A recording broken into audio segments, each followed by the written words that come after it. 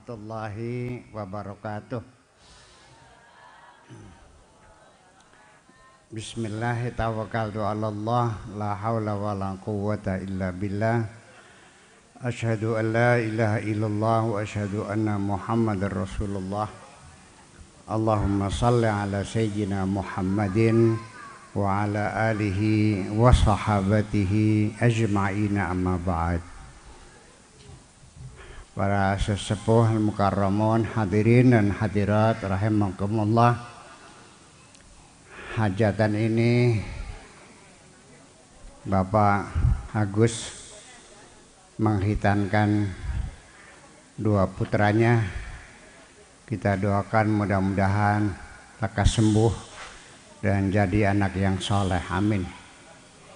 Amin ya robbal alamin. Kemudian lagi bahwa ini adalah walimah khitan, hajatan khitan yang dalam bahasa daerahnya disebutnya sunatan. Ya, jadi kalau anak sudah dikhitan disebutnya sudah disunat, sehingga khitan itu maknanya sunat. Sedangkan sunnah itu kalau dikerjakan dapat pahala, kalau tidak ya tidak dapat apa-apa. Namanya sunnah. Sehingga tidak mustahil ada orang Indonesia beranggapan bahwa khitan itu hukumnya sunnah, begitu ya? Iya. Ya, sebetulnya bisa kita sebut sunnah, bisa. Kalau wajib nggak tahu ya. Artinya begini. Kalau ada orang laki-laki tidak sunat, boleh dapat. Tapi nanti syaratnya setiap saat itu harus dicuci luar dalam kalau mau sholat. Jadinya repot ya? Repot enggak? Repot, ya udah sunat aja lah. Ya, jadi sebagai perbandingan. Jadi hukum itu sebetulnya yaduru ma'a illatihi, tergantung kepada situasi dan kondisinya, ibu-ibu sekalian. Seperti orang kawin. Kawin itu, nikah itu hukumnya apa? Sunnah, wajib, makruh, haram. Itu hukumnya blank, hukumnya putih. Tidak haram, tidak sunnah, tidak wajib, tidak makruh. Ya, tergantung kondisinya. Kalau orang itu uangnya sudah cukup, kekayaannya ada, badannya sehat, kebutuhannya mendesak, wis kebelat kayak wong butuh ngising. Nah, maka nikahnya itu hukumnya wajib daripada dia melanggar aturan Tuhan. Tapi kalau seandainya dia itu belum butuh banget, ya, usianya masih belum lengkap dan sebagainya, usahanya masih belajaran, belum punya penghasilan tetap, ya, itu menjadi sunnah. Kalau dia tidak punya penghasilan tetap, maka mendapatkan orang lain, membuat dapat orang tua, menjadi makruh. Kalau seandainya orang itu kena penyakit dan bisa menularkan penyakitnya, menjadi haram. Jadi tergantung hukumnya. Nah, walhasil apapun hukumnya, bahwa kita orang Indonesia ini yang beragama Islam di Indonesia rata-rata sunat. Kemudian yang harus disunat itu anak laki-laki apa anak perempuan? Nah, di sini ternyata banyak di Indonesia orang perempuan disunat. Sebetulnya ibu-ibu dan bapak-bapak sekalian, yang harus disunat itu adalah anak laki-laki. Anak perempuan mah tidak disuruh, tidak disunahkan, tidak dianjurkan. Iya, jadi kapan itu orang perempuan disunat? Itu setelah sekian ratus tahun lamanya Nabi meninggal dunia, Islam menyebar ke Afrika, ke Asia, ke Eropa. Nah, di benua Eropa seperti di Sudan, di Eritrea dan sebagainya, itu ada tradisi anak perempuan disunat. Akhirnya sampai di Indonesia ada orang yang perempuan yang disunat. Dari punten barangkali ada acara sunatan perempuan, itu sebaiknya kita kasih tahu aja lah gitu. Nah, kalau rasulan sih apa tuh? Rasulan tuh sunatan wadon tah. Kalau khitan sunatan lanang. Kalau sunatan wadon bener disunat atau enggak? Oke deh. Mungkin hajatnya aja ya. Hajatnya aja ya. Nah, Bapak sekalian, dan ini semuanya apakah itu khitan, sholat, haji, puasa, semua seremoni-seremoni yang kita lakukan dalam agama Islam itu biasa disebutnya dengan ibadah. Semua ini adalah ibadah. Sunat ibadah, kawin ibadah, naik haji ibadah, nyawah ibadah, nyupir ibadah, apa saja itu namanya ibadah. Nah, ibadah ini sedikit ada satu kesalahpahaman yang perlu diluruskan. Orang Indonesia beranggapan kalau beribadah kepada Allah itu dikiranya menyembah Allah. Betul nggak?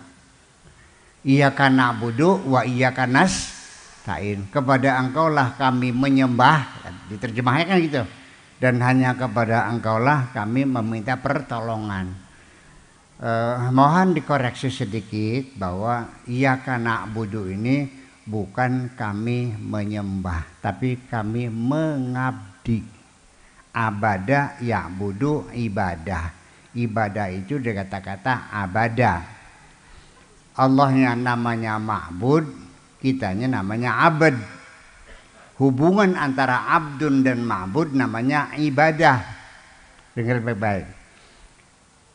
Kita namanya makhluk, Allah namanya Khalik. Hubungan antara Khalik dan makhluk adalah akhlak. Paham? Dal dan madlul, hubungannya namanya dilalah. Nah itu. Jadi perlu kita ketahui bahwa yang dimaksudkan dengan ibadah itu adalah mengabdi kepada Allah, bukan menyembah. Allah kita ini bukan sesembahan. Tuhan kita bukan berhala, bukan tapatung, tapi adalah Dia sang pencipta yang menciptakan langit dan bumi dan maha penguasa alam semesta. Jadi yang namanya ibadah itu adalah kita mengabdi kepada Allah. Kemudian pengertian ibadah apa? Mungkin sementara orang di masyarakat ibadah itu dalam pikirannya sembahyang, puasa, wiridan, naik haji, dan lain-lain. Tapi kalau ke sawah, nanam padi namanya kerja, petani. Betul gitu. Kalau di kantor namanya kerja. Tidak, bukan begitu. Ibadah ini semuanya adalah ibadah. Jadi yang membedakan apa ibadah dan kerja itu bukan jenis pekerjaannya. Apapun pekerjaannya, apakah nanam padi, nanam ketimun, apakah jadi supir taksi, apakah jadi TKW, apakah jadi seniman, jadi penyanyi, jadi juru masak, apa saja yang namanya pekerjaan-pekerjaan itu tidak bisa dibedakan ini ibadah, ini bukan ibadah dari jenis pekerjaannya. Tetapi yang membedakan ibadah dan bukan ibadah adalah satu saja. Majikanmu siapa? Kamu bekerja untuk siapa?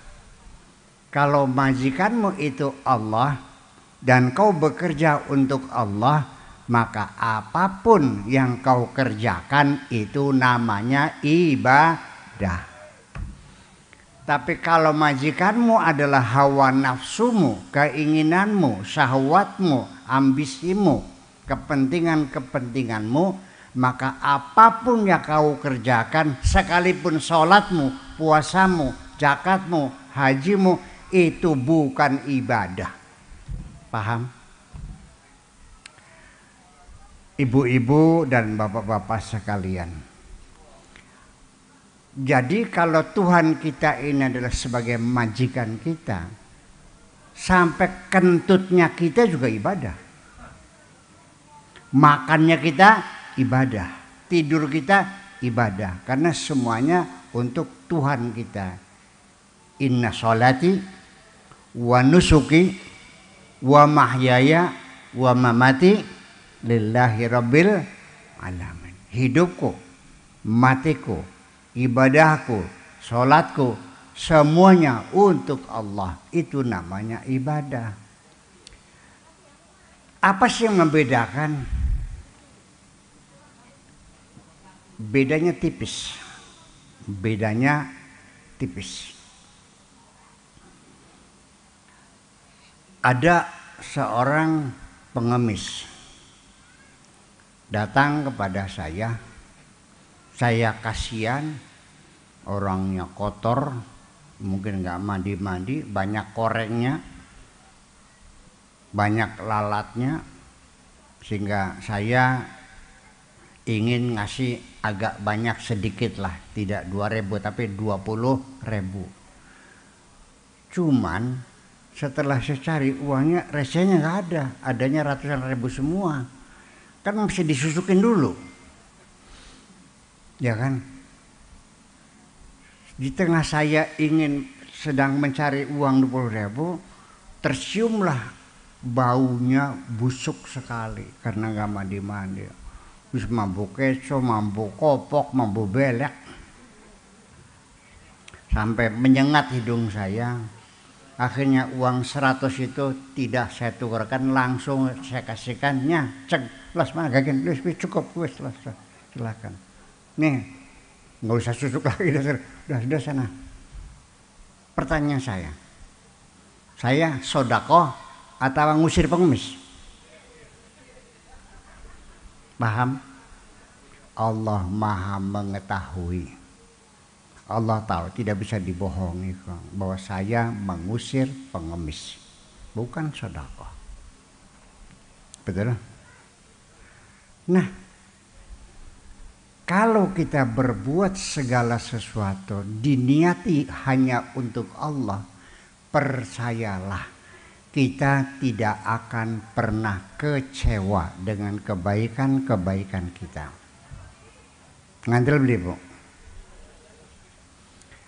Saya menolong orang dari mulai dia sekolah SD, SMP, SMA, saya biayai. Ternyata salah prangsa. Cerita sama orang-orang, Buya Sakurku dia lagi dah menisun. Bikin cerita macam-macam. Saya sakit hati enggak? Kalau saya menolong orang bukan karena Allah, percayalah kita akan kecewa. Tapi kalau kita berbuat sesuatu untuk Allah, tidak akan kecewa, tidak ada urusan. Orang yang kita tolong itu berterima kasih atau tidak ada urusan. Orang yang kita tolong membalas budi baik kita atau tidak ada urusan. Orang yang kita tolong mengakui atau tidak mengakui, tidak urusan. Yang penting aku beri sesuatu adalah karena Allah Subhanahu wa ta'ala. Sekarang ibu-ibu sekalian, saya nanya, ketika anak ibu-ibu ngelawan, dicarikan jodoh dengan santri cadang pinggan nggak mau, sama anak yang soleh nggak mau, sama dokter Andes nggak mau, pengen cari sendiri. Saya perempuan modern, ya oke silakan. Waya teka demenan nganggu anting.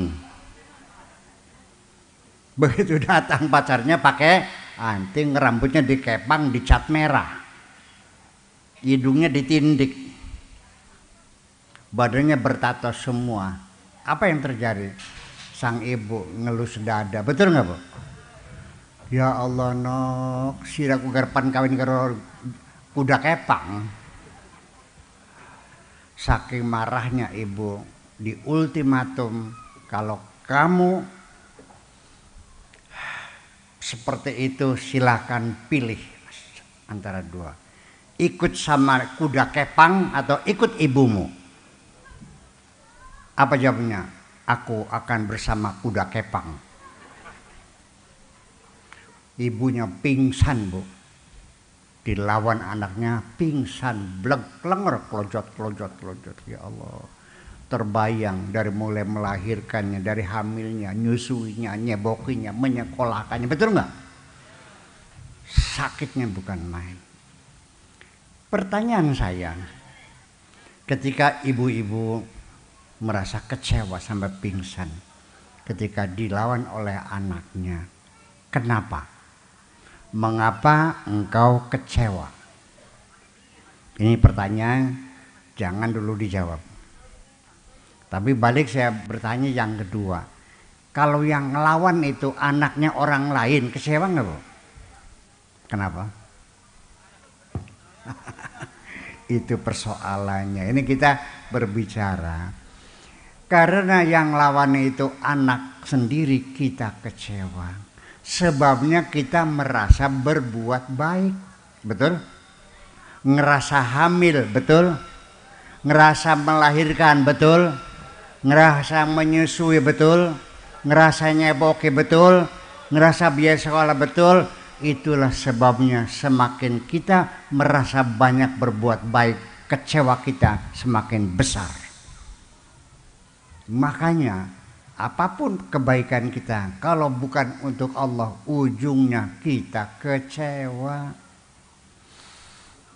Ibu-ibu ngurusin suami, masak, nyuci piring, ngurusin anaknya, nyabokin anaknya, merawat rumah, dipuja-puja, disanjung-sanjung, ternyata berselingkuh, demenan maning, kelenger beli.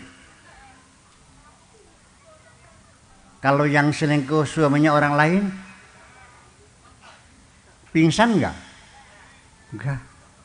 Jadi sakit hati kita ini karena kebaikan-kebaikan kita. Makanya sejak hari ini, yuk ibu-ibu sekalian, yuk kita urusin suami kita, tapi diniati kita ingin beribadah kepada Allah Subhanahu wa ta'ala. Selingkuh urusannya sira dewe akan melangkah urusan kita. Bisa nggak kira-kira begitu Bang? Itulah makanya saya kaitkan lagi, inna auliya Allah la khaufun alaihim wa lahum yahzanun. Waliullah itu tidak pernah punya rasa takut, tidak pernah punya rasa sedih. Kenapa?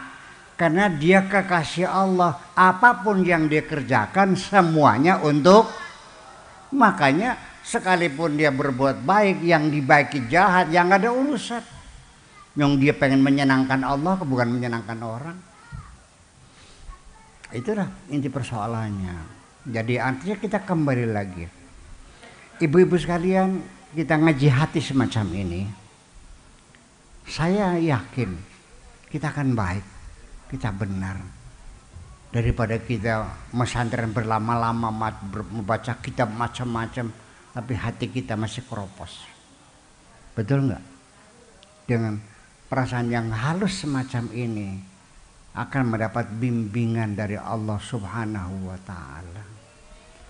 Iya, anak beri wong sing sembayang wekal, tukarannya wekal. Tidak mempengaruhi kok. Ada nggak orang yang umroh tiap tahun, tapi anak yatim di sekitarnya diterlantarkan begitu saja. Kita bersalahnya. Iya. Kata Allahnya, sekalipun kamu rajin ibadah umroh, rajin sholat, rajin puasa, tapi kalau anak yatim terlantar dibiarkan tidak diurusi, kalau orang-orang miskin tidak dikasih makan, mereka kelaparan, maka Allah mengatakan agamamu bohong, bobat. Ara'aita alladzi yukadzibu biddin. Jadi ini bukan kata saya, bukan keluar dari otak saya, tapi ini kata Allah. Bahwa agama bohong. Tahu nggak kamu orang yang agamanya bohong? Yaitu orang yang menelantarkan anak yatim, membiarkan orang fakir miskin nggak makan, maka sholatnya itu dibayar dengan neraka. Nah di sini artinya bahwa ibadah kita ini sesungguhnya Kanjeng Nabi sendiri pesan khusus bahwa ibadah-ibadah itu ibadah sosial. Ibadah sosial. Kalau ibadah seremonial, sembahyang, zikiran, naik haji dan sebagainya itu mah ibu-ibu adalah latihan-latihan. Supaya kita jangan medit, dikasih ibadah latihan, ibadah seremonial, namanya zakat. Zakat itu kalau pertanian, kalau airnya itu dapat beli ngediesel ya, bayar sama pompa, nah itu maka zakatnya 5%. Tapi kalau sawah itu tanahnya tanah irigasi teknis yang airnya datang sendiri, banjir, nah itu zakatnya 10%. Kalau warungan dagangan zakatnya 2,5%. Itu tuh untuk melatih diri kita supaya jangan medit. Jangan beranggapan kalau kita sudah bayar zakat 2,5%, tugas kita selesai, ada tangga kelaparan masa bodoh, yang penting saya sudah keluar zakat. Bukan begitu. Sekalipun kita zakat sudah keluar, tetangga kelaparannya kita bantu dong. Betul nggak Bu? Tega dibiarkan tetangga kita mati nggak makan? Sekejam itu ke hati hai manusia. Iya. Apakah engkau umat beragama seperti itu? Nah ini saya tidak mengerti kenapa jadi agama menjadi seperti ini. Orang beragama bukannya saling tolong menolong, kasih mengasihi, cinta mencintai, malah sekarang gaduh ribut setiap hari, kopar kafir, musyrik. Ya Allah ya Rabbi. Sama bawa pentungan sama takbir Allahu Akbar tang lagi. Apa seperti itu kita beragama? Silakan kita renungkan dengan baik-baik. Ya, beragama, berdakwah adalah dengan kebaikan-kebaikan. Ud'u ila sabili rabbika bil hikmati wal mau'izatil hasanah. Nah, ibu-ibu sekalian, kita kembali berputar-putar dalam masalah keagamaan. Di penghujungnya kita harus meyakini, seyakin-yakinnya bahwa semua perintah-perintah Tuhan kepada kita, apakah itu birrul walidain, apakah itu sedekah, apa itu haji, apa itu sholat, apa itu zakat, semua perintah-perintah Tuhan kepada kita ini sesungguhnya jangan dimaknai bahwa Allah menyuruh kita karena Allah butuh kepada kita. Tidak. Allah tidak membutuhkan kita. Innallaha ghaniyun 'anil 'alamin. Allah maha kaya, sugih dewek, beli butuh ning sira. Kusing ngongkon. Kok Allah menyuruh kita? Allah menyuruh kita bukan karena Allah butuh kepada kita. Berbeda dengan saya. Kalau saya nyuruh orang suruh masak, yang butuh saya. Saya butuh tenaga untuk ngasih makan santri. Orang yang kerjanya butuh duit. Artinya reciprocal, imbal balik. Dia butuh uang, saya butuh tenaga. Terjadi transaksi. Dia masak di dapur, betul? Tukang bangunan juga sama, dia perlu makan, perlu uang. Saya pengen bikin madrasah, pengen bikin rumah. Ya, mangga silakan, sehari 120.000 so pasang bata bangunan. Nah, itu reciprocal, dia dapat duit, saya dapat tenaga, kan begitu persoalannya. Nah, Allah ketika menyuruh kita, jangan diartikan Allah butuh kepada kita. Allah Maha Kaya, Allah Maha Kuasa. Allah apa saja sendirian pun bisa. Innama amruhu idza arada syai'an an yaqula lahu kun fayakun. Kun jadi, kun jadi, kun jadi. Beli butuh nih siraknya. Langit bumi dan seisinya, termasuk kita sebagai isi bumi, itu dicipta oleh Allah. Kun fayakun. Allah tidak butuh kepada kita. Kau senyuruh. Nah, ketika Allah menyuruh kita, itu bukan berarti Allah butuh kepada kita, tapi Allah terlalu sayang kepada kita.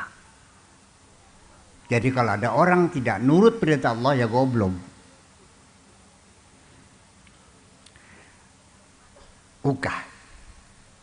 Ini Allah. Kita saja di dunia ini. Ibu-ibu punya anak-anak enggak? Punya suami enggak? Punya saudara enggak? Oke. Saya mau nanya. Ibu nyuruh enggak anak-anak mandi kalau pagi? Disuruh pergi sekolah enggak? Bajunya dikasih enggak? Sangunya dikasih enggak? Bukunya, baju seragamnya diantarkan enggak? Yang pinter siapa? Tuh yang pinter dia kok. Kok mau ketemu? Nah, Allah itu lebih dari itu. Orang tua saja karena cintanya kepada anak, kepengen anaknya jadi dokter, pengen anaknya jadi insinyur, anaknya pengen kira-kira bahagia. Ibu siap menjual gelang, jual kalung untuk biaya sekolah, betul nggak? Nah kalau anak itu ngelawan karena goblok itu tuh. Sih gimana lagi? Karena cintanya maka diatur oleh orang tua, sekolahnya di sini, ini uangnya, ini uang jajannya, ini buat neko payunya, ini buat bukunya, diijah semuanya. Sampai orang tua berani berkorban, anaknya mau sekolah di perguruan tinggi, masuk kedokteran, sunya dijual sawahnya 1 hektar, 1 miliar 1 hektar. Untuk masuk ke perguruan tinggi. Untuk apa?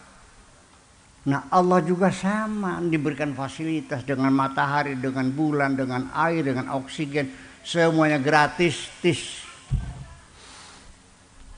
Ini perlu kita perhatikan ibu-ibu sekalian. Saya sendiri juga belum lama sadar seperti ini nih. Kita gak sadar makanya durung lawas ini. Kepokoh saya ini kena asam lambung, ya perut kembung, ya tensi naik, darah naik semuanya. Ke kamar mandi sudah nggak mampu, sudah merangkak jalannya. Dirawat di rumah sakit 20 hari. Selesai itu alhamdulillah bisa napas lega lagi. Dihitung-hitung biayanya 130 juta 20 hari di Mitra Plumbon. 120 juta. Sampai sekarang saya masih pakai oksigen. Ya, harganya memang 60.000, tapi buat ongkosnya ke Indonesia berapa ongkosnya? Supirnya berapa? Ya kira-kira 80.000 lah sehari. 1 tabung. Saya beli 3 tabung, 4 tabung. Ternyata kalau dihitung-hitung sudah sehari 100.000 saja oksigennya. Sebulan berapa? 3 juta. Beli kan? Ternyata saya sampai sekarang 75 tahun setengah umur saya. 75 tahun 6 bulan usia saya. Ternyata menghirup oksigen gratis dari Allah. Kalau bayar berapa sih mesti bayar? Itu baru oksigennya ya. Belum mataharinya. Listrik bayar nggak Bu? Kita tiap hari matahari terang benderang nggak bayar. Semuanya gratis, dikasih gratis. Kalaupun disuruh itu bukan untuk bayar, bukan. Hanya karena kasih sayang Allah saja kok. Tapi masih banyak orang yang tidak nurut perintah-perintah Allah karena tidak paham. Dikiranya Allah butuh sama kita, tidak. Termasuk sunat. Urusannya apa Allah nyuruh kita sunat? Memang Allah butuh sama kulupnya kita. Dipotong kulupnya itu supaya gudalnya itu bersih. Kalau tidak disunat nanti setiap kencing itu air kemihnya mengendap sehingga nanti kadar garamnya, kadar segala macam jadi arahnya gudal. Baunya juga perengus. Itu bisa menimbulkan berbagai macam penyakit, gatal-gatal dan sebagainya. Jadi Allah mencipta kita. Dan Allah tahu apa yang ada dalam diri kita. Apa kelebihan, apa kekurangan, semuanya ciptaan Allah Subhanahu wa ta'ala. Di dalam badan manusia ini, ibu sekalian, ada bagian-bagian tempat berkembang dan membiaknya bakteri-bakteri, kuman-kuman yang ada di dalam tubuh kita yang disebut dengan microplantation atau disebut mazratul mikroba. Di mana itu? Di ketek, di selangkangan, di kulup, di telinga, di mata, di hidung, di mulut. Ini tempatnya bakteri-bakteri, virus-virus dan kuman-kuman berkembang biak. Itu oleh Allah diperintahkan untuk dibersihkan supaya kita hidupnya sehat. Mau sehat enggak? Seperti di telinga. Itu akan menyebabkan gendang telinga kita selalu ke dalam keadaan lembab. Ya, kalau tanpa ada bakteri-bakteri itu gendang telinga kita menjadi kering, kalau begitu pecah kita menjadi budeg. Jadi perlu supaya tetap lembab. Mata juga sama, tempat mikroba di sini, belek sini. Nah, yang paling berbahaya adalah di hidung yang masuk virus-virus namanya, yang terutama yang kita kenal dengan virus tuberkulosis. Itu terhirup setiap hari. Kemudian juga mulut kita juga gusip, makanya perlu sikat gigi setiap hari. Nabi Muhammad mengatakan, laula an asyqa ala ummati la amartuhum bisiwaki inda kulli sholatin. Kalau andaikan tidak memberatkan umatku, pasti akan kusuruh umatku sikat gigi sehari 5 kali. Sebelum subuh sikat gigi, sebelum zuhur sikat gigi, sebelum asar sikat gigi, sebelum isya insyaallah tekang tua masa korposa untuk gini. Tetapi karena memberatkan sudah disunahkan saja. Itu semuanya adalah untuk menjaga kebersihan. Makanya ibu-ibu sekalian, orang Islam itu jauh lebih sehat. Pada zaman Kanjeng Nabi masih hidup, orang Islam yang pertama-tama kali menjaga kesehatan gigi. Kanjeng Nabi itu setiap hari bawa siwak. Belum ada sikat gigi ya, belum ada odol. Tapi kayu erek namanya. Kayu erek itu dipukulin ujungnya, lalu serat-seratnya keluar, dan itu buat menggosok gigi. Selalu di kantongnya Nabi, sehari membersihkan gigi. Pada saat itu raja-raja di Eropa gudale kandel-kandel bu. Bagian raja gak? Orang paham sih. Iya. Itu artinya sehari 5 kali mulut kita disuruh dibersihkan. Berkumur-kumur. Madmadah namanya. Kemudian ghar-ghara, dikleker-klekeraken.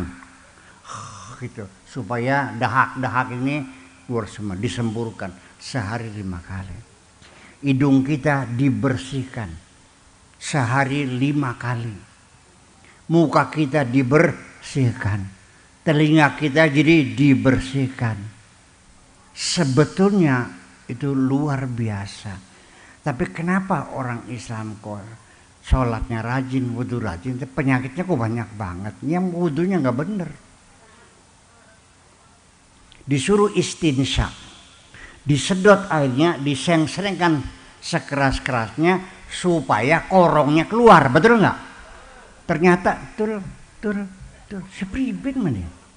Bener mengkononku. Nah ini, jadi kita dapat capeknya aja, untungnya nggak ada. Telinga sudah dibersihkan itu artinya kopoknya dibersihkan, ajak tur. Yuk, mangga kapan-kapan kita nonton di masjid bagaimana orang wudhu.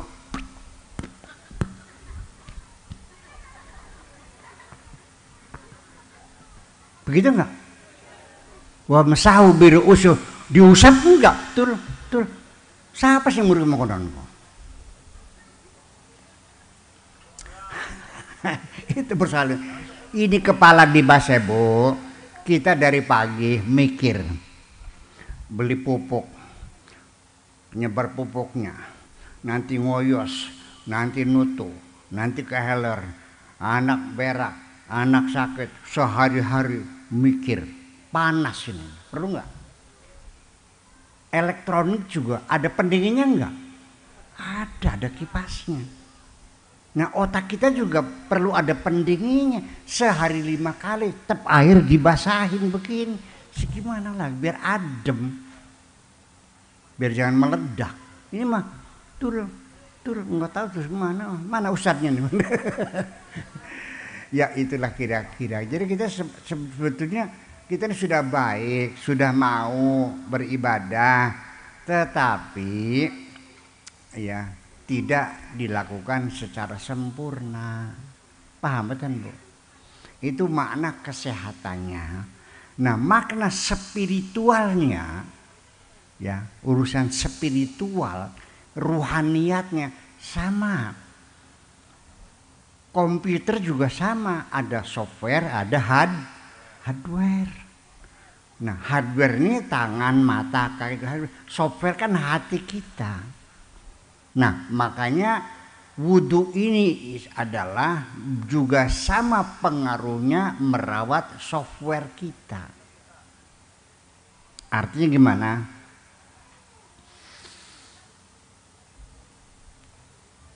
Kita tiap hari wudhu, cuci tangan. Tapi kenapa tangan kita masih suka mencuri? Betul nggak? Kita tiap hari cuci muka, tapi kenapa mata kita melotot-melotot melihat kemaksiatan? Kepala kita diusap sehari 5 kali, tapi kenapa kita mikirnya yang jorok-jorok aja? Betul nggak? Nah, itu. Makanya di samping wudhunya yang benar, juga ada namanya self-suggestion. Mensugesti diri kita sendiri supaya serdadu-serdadu kita, yaitu tangan, kaki, mata, telinga ini patuh dan taat kepada komandannya, yaitu hati kita. Hati sebagai komandan, tangan, kaki adalah sebagai prajurit-prajuritnya. Hati kita melarang, udah jangan ngerasain orang lain, kamu juga banyak salahnya. Tapi mulutnya ngelawan, tetap aja ngomel. Kata hati jangan melirik-melirik ke sana, itu bini orang lain nggak boleh. Tapi tetap aja mata kita melotot, betul nggak? Nah, makanya mulai besok supaya tentara-tentara serdadu-serdadu ini patuh kepada komandan, cobalah ketika wudhu disugesti. Kita sendiri yang mensugesti. Istilahnya sugesti. Kalau bahasa kitabnya doa. Doa itu sugesti, mensugesti sendiri. Ada dongane. Ketika kita berkumur-kumur, katakanlah kepada mulutmu, wahai mulutku, berkatalah yang benar, jangan berdusta. Kuprut-kuprut perut lagi. Wahai mulutku, berkatalah yang benar, jangan berdusta. Ketika kita mencuci muka, katakanlah wahai wajahku, menghadaplah kepada Tuhanmu. Ketika kita cuci tangan, wahai tanganku, laksanakan segala perintah Tuhanmu. Ketika kita mengusap kepala, katakan wahai kepalaku, pikirkanlah kebesaran-kebesaran Tuhanmu. Ketika kita mencuci kaki, wahai kakiku, melangkahlah di jalan Tuhanmu. Luar biasa, hebat. Percaya atau tidak percaya? Silakan buktikan. Kita perlu mensugesti diri kita sendiri. Dalam bahasa agama namanya berdoa. Nah, itulah makanya ibu-ibu, bapak sekalian, saya ini salah seorang kiai yang paling rajin ngajak orang berdoa, beristighosa, bermunajat di lautan, di hutan, di mana-mana. Kenapa? Karena bagi saya berdoa itu bukan hanya persoalan dikabul dan tidak dikabul. Dengan kita berdoa itu sama dengan kita merawat harapan di dalam hati kita. Orang kalau masih berdoa berarti masih ada harapan. Sekalipun suaminya berselingkuh berkali-kali, ketangguhan, taubat selingkuh lagi, ketangguhan, ya Allah berilah hidayah kepada suamiku. Selagi dia masih berdoa mendoakan suaminya supaya diberi hidayah, tidak akan pernah minta cerai kok. Percaya nggak? Begitu dia sudah berdoa, langsung saya lebih urusan pegatan wes beli kuat kita nih. Percaya nggak? Selagi di dalam hati kita masih ada harapan, nanam padi gagal, diserang tikus, dibabat lagi, traktor lagi, tanam lagi, kena orang, gagal lagi. Selagi masih ada harapan, ditraktor lagi, tanam lagi. Tapi kalau sudah hilang harapan, paculah dibalang nasi sanuis. Ngandel beli. Ayah. Apa akhirnya? Ngasa golok. Tingeling ting. Selesai namanya. Maka berdoa itu adalah mensugesti. Jadi kalau orang itu masih ada harapan, sekalipun jatuh berkali-kali, pasti akan bangkit kembali, akan bangun lagi. Tapi kalau sudah tidak ada harapan, putus asa, sudah ngelempuruk. Akhirnya apa? Jual diri, melakukan jalan pintas, segala macam dilakukan. Naudzubillah min dzalik. Itu persoalannya. Jadi kembali lagi sekalian, yuk tinggal nurut aja. Saya yakin dan yakinilah bahwa setiap Allah memerintah kita sesuatu dapat dipastikan, yaitu ada kemanfaatan untuk diri kita sendiri. Betul? Betul nggak? Sebaliknya ketika Allah melarang sesuatu kepada kita, yakinilah pasti di dalam larangan itu ada bahaya atas diri kita sendiri. Allah mah nggak ada bahayanya, tidak ada sesuatu yang membahayakan Allah. Allah Maha Kuasa, Allah tidak butuh pada kita, Allah memfasilitasi. Ya Allah Bu, kita disuruh apapun itu namanya tenaga yang kita keluarkan untuk ibadah, bisa berjalan, bisa sujud, bisa naik haji, bisa zakat, macam. Karena kita berenergi, kita makan sesuatu, buah-buahnya yang bikin Allah, padi yang bikin Allah, yang menumbuhkan Allah, matahari yang memanaskan Allah, yang memproses perut kita untuk energi Allah. Semuanya Allah mengerjakan. Kok susah banget sih? Saya yang pernah mengalami sendiri 3 tahun terakhir, perut saya tidak bisa mencerna makanan. Ya, baru sekarang agak mendingan sedikit. 3 tahun nggak bisa mencerna, tenaganya nggak ada. Kenapa? Bukan makan ini Bu, dicerna oleh Allah kok. Yang kita makan sama, nasi juga, tempe juga, tapi digiling jadi vitamin A, vitamin B, vitamin C, dipisah-pisah, ada katalisnya. Diikut sertakan enggak? Ibu disuruh enggak oleh Allah untuk mengisahkan makan? Enggak kan? Terima beres kan? Ngentut bisa enggak ngentut? Ada enggak orang yang enggak bisa kentut? Kenapa enggak bisa? Ya karena bisa aja dicabut. Kita lagi dikasih bisa. Kalau dicabut, ya nggak bisa juga. Ada nggak orang yang beraknya dari samping? Ya karena nggak bisa. Ya kenapa nggak bisa? Ya dicabut bisanya. Jadi itu semuanya kita terima beres. Tinggal melaksanakan perintah. Aku susah banget sih. Kegila-gila teman menurut aku ya. Semuanya difasilitasi, diberi kemudahan. Tinggal laksanakan saja, itu pun atas kehendak Allah. Dan juga pasti Allah menyuruh kita itu dalam kemampuan kita. Tidak mungkin Allah menyuruh kita di luar kemampuan. Ibu-ibu tekongkon gotong pari rong kintal, ya singongkon wong edan. Iya, ibu-ibu paling juga 50 kilo kuat nggak Bu? Nggak, 20 kilo? 10 kilo. Nah iya, 10 kilo juga sudah keberatan. Nggak mungkin saya menyuruh ibu-ibu mikul beras 2 kintal. Allah juga sama, la yukallifullahu nafsan illa wus'aha. Allah tidak akan menyuruh seseorang melakukan sesuatu kecuali dalam kemampuan.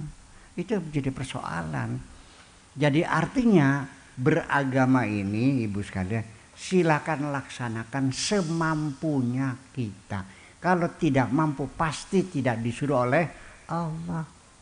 Termasuk ibu-ibu pengen sembahyang yang khusyuk, yang fasih, yang benar. Iya gimana? Udah ngaji di pondok Cadang Pinggan, ngaji di Kempeng, tapi angger bae alhamdulillah robbil ngalamin ar-Rahman nirrohim pelo bae sudah selesai. Yang penting sembahyang kan dikasih penting nyungsep. Bu robbil ngalamin bu apa? Wairul maghdubi alaihim walab bedolin. Bedol apa bener boleh? Nggak ada masalah sudah. Kalau kita nggak bisa bacanya fasih karena lidah kita pelo, udah tempok nanding Gusti Allah kenapa digawe pelo? Kan terus gawe ilat siapa? Ya wes, masalah kok. Bu begini aja rumusnya. Pengen jadi orang yang soleh nggak kok? Pengen selamat dunia akhirat enggak? Laksanakan sebisa-bisa. Kita nggak usah ngayal. Saya nanti kalau kaya nanti Buya saya bantu. Saya sebagai donatur insya Allah 100 juta tiap bulan. Jangan ngayal ketinggian lah. Ya, belum tentu Bu. Setelah kaya belum tentu ibu akan dermawan kok. Biasanya bakal sugih meditenol. Tetap saja akhirnya yang dermawan orang yang miskin kok. Nih, sekarang ibu-ibu, bapak sekalian masih dalam keadaan miskin. Kalau kita punya uang 10.000, ikhlas nggak sodakah 2.000? Ikhlas. Awas, punya uang 10.000, ada anak tangga nangis pengen beli es, ibunya nggak punya duit, ini 2.000. Ikhlas. Nah sekarang setelah bapak-bapak ibu-ibu punya uang 10 miliar, sanggup nggak sodakah 2 miliar?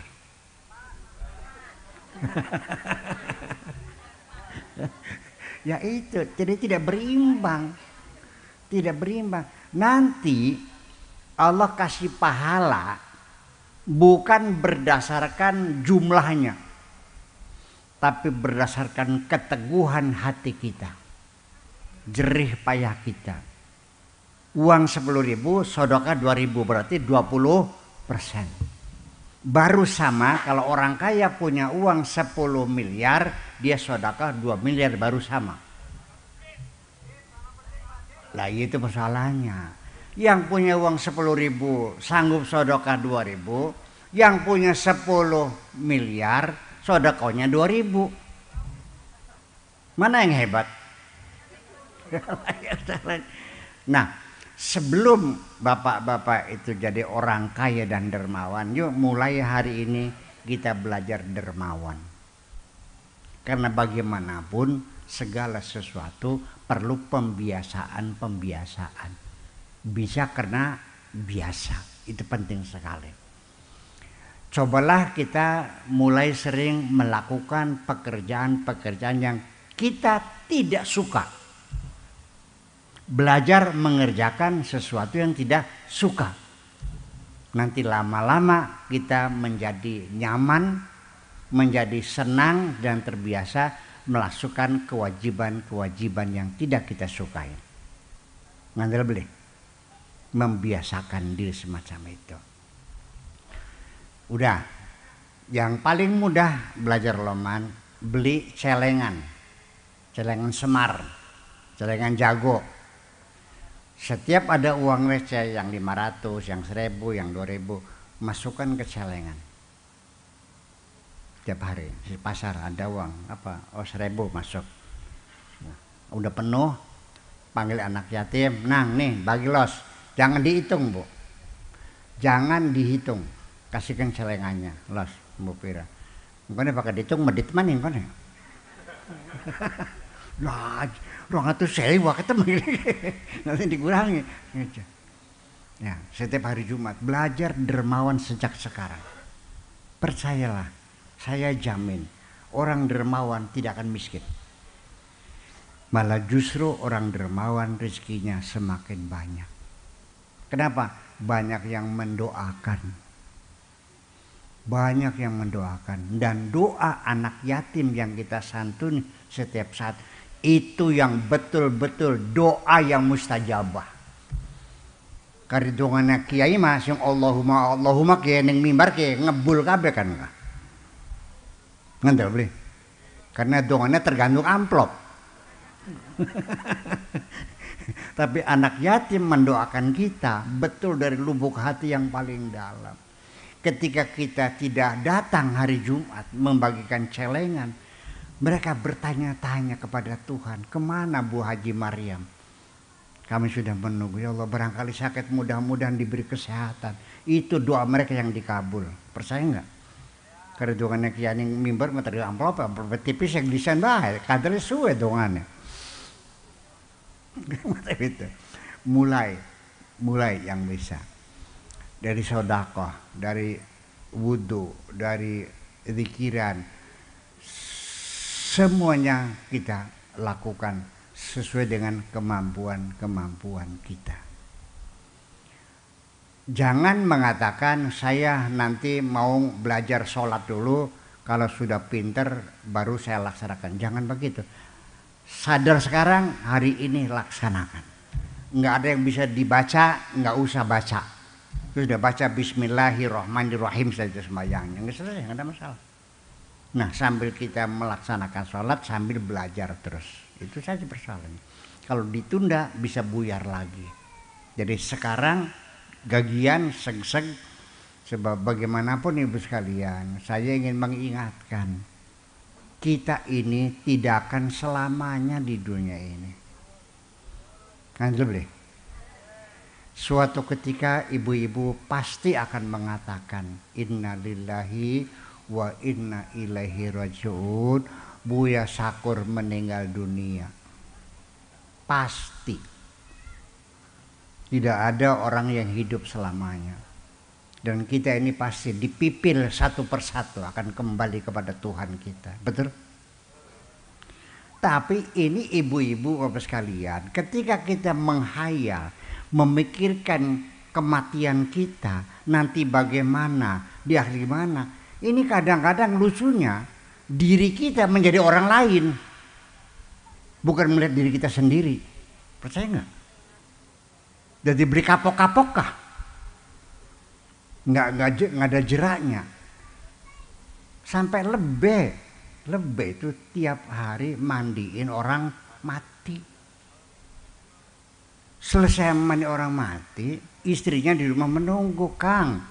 Wis durung anu jana segimana sing perlu diadusi, lho dong beli. Mampir di Numerangda. Terus ngadusi mayit kah? Mampir Numerangda. Alasan yang rapi nih ngadusi anak si gimana sing diadusi jadi ndak sirak roak. Bayangkan baru memandikan mayat dia sudah lupa bahwa dia itu akan dimandikan tuh, ngeri sekali. Makanya yang penting sering-sering ngaji bu, nggak boleh kanggo ngeling-eling hati. Saya di Pondok Cadambi ini untuk ibu-ibu itu hari Kamis pagi lumayan, iya. Saya ngaji mulai jam 11 sampai jam 12. Nanti kalau dari jam 10 sampai jam 11 Kang Bad itu ngaji fikih tentang syarat rukun sholat dan sebagainya. Kalau ngaji artinya jam 11 sampai 12. Seminggu sepisan. Kanggo ngeling-eling hati, itu sih persoalannya. Dan nggak ada bayaran kok. Kemudian lagi untuk memberanikan mereka mendapatkan bimbingan.